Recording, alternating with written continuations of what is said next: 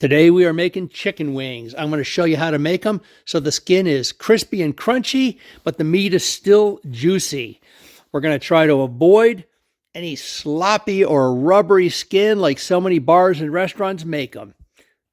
I'm going to show you tips and tricks for deep frying to achieve great results. Let's get started. Start with a package of chicken wings. Break it in half. That's just so that you can get it in the microwave to thaw it out, to cut it up. Here's a little tip for you. When you're breaking it in half, don't pound it on the corner of your counter where you can see I broke this off doing that. Take it outside somewhere.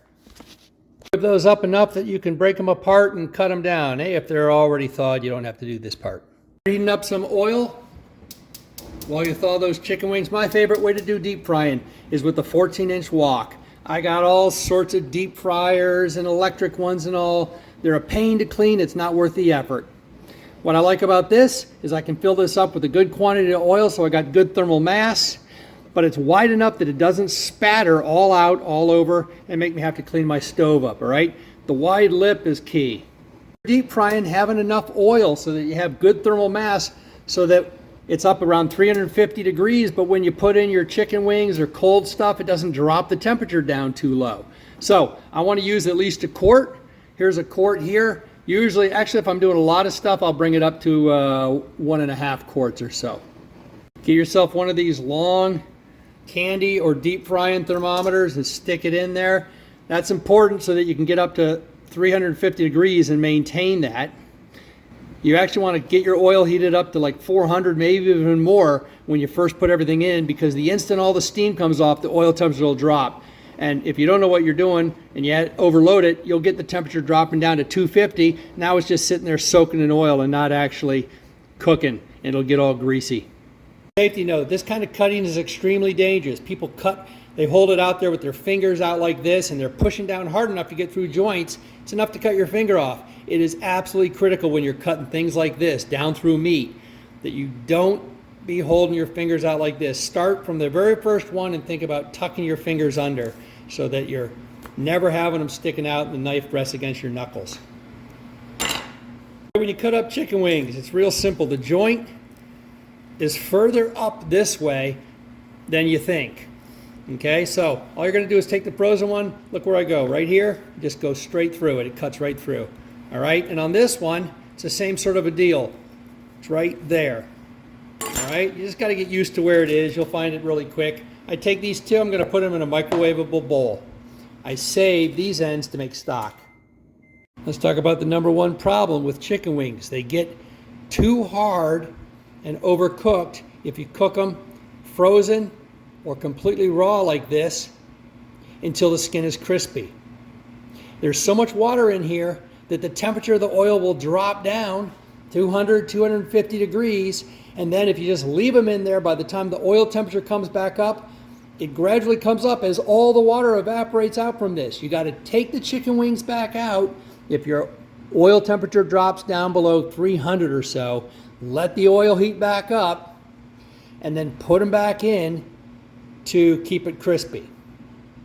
But along with that, there is so much water going to come out of these when they're raw, or certainly if they're frozen, that you just can't do it correctly. So the trick to this is you need to pre-cook them so that the temperature in here is up high, a lot of the juices come out, and when you put them in, all you're doing is crisping up the skin and bringing it up to a final temperature. They don't get overcooked then.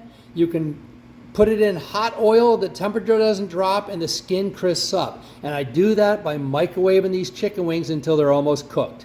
That is about all the amount of chicken wings that you can cook at one time in a pan of oil, the size of that wok, in a quart, without dropping the temperature. I'll cook these for probably 10 minutes, almost 8 minutes, and put a lid on it, not completely sealed, so it doesn't explode, but put something on to keep the heat in there in the microwave. Let's start nuking them.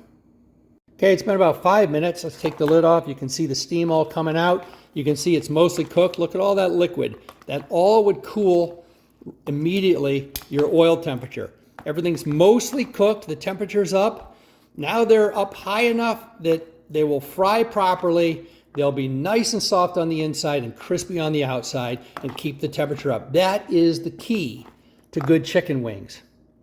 Let's get the fan on, and I'm only gonna put these in bit by bit without letting all that water get in. Don't pour that in, you'll get a lot of spatters.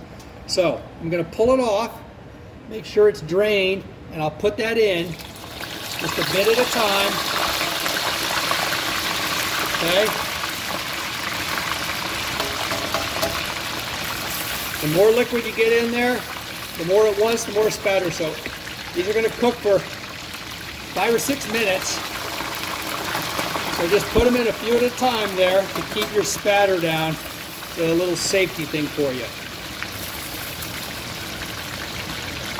And the last bit, now we're cooking half of them, 7 chicken wings. Let's take a look at that temperature. Even though that started out about 420 degrees, half a package, look, I've dropped down to 282.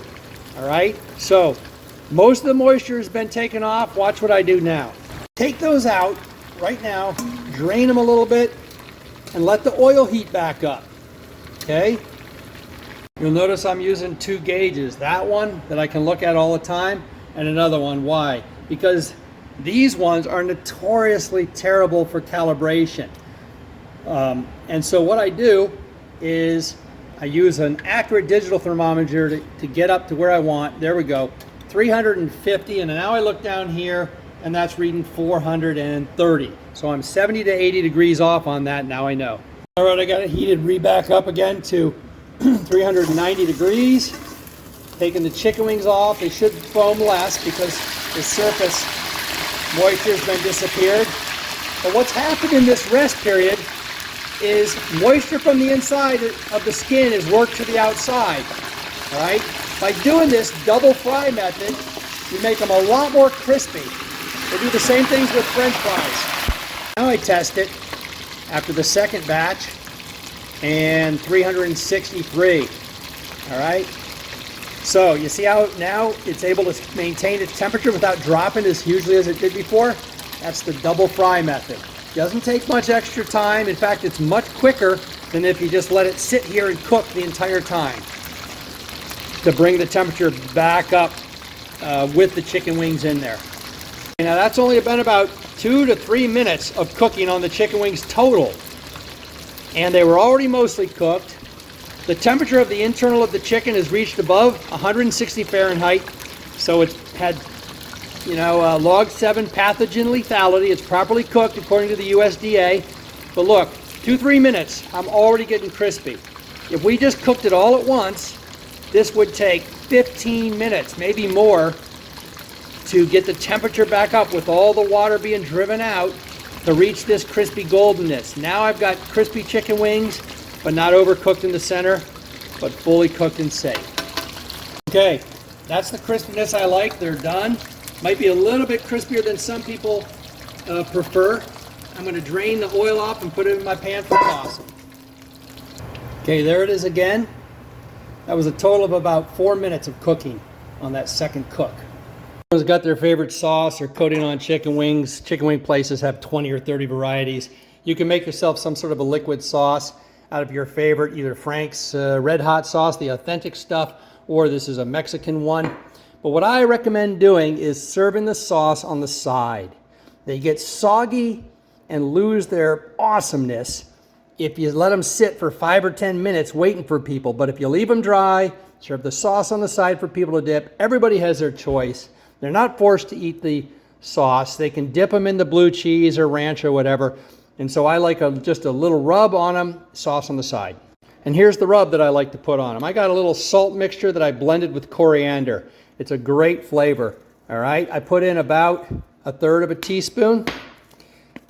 I got a little lemon pepper. I like the lemon pepper vinegar one, all right? And this is just citric acid, and that's what they use for vinegar flavor. You only need 1/4 teaspoon, all right? That's it, toss it. All right, let's cut some of these up and see what they're like. You can see crispy, see all that? Nice and crispy. Let's cut it open. Okay, look at that. Juicy still. All right, see the juice and all there? juicy, but this part's crispy. You can chew the ends off. All right. Look at that. Easy to chew, coming off. Let's take a look at this one. Oh yeah. All right. Perfection. Thanks for watching. Hopefully this will help you defeat the sloppy, slobbery chicken wings. All these techniques for deep frying can be used for cooking a lot of my other dishes that I have. Chinese food, chicken, and shrimp to help you get great results when you have a coating. Please subscribe if you like this kind of content, and I'd love to hear any sort of comments from you. We'll see you on the next one.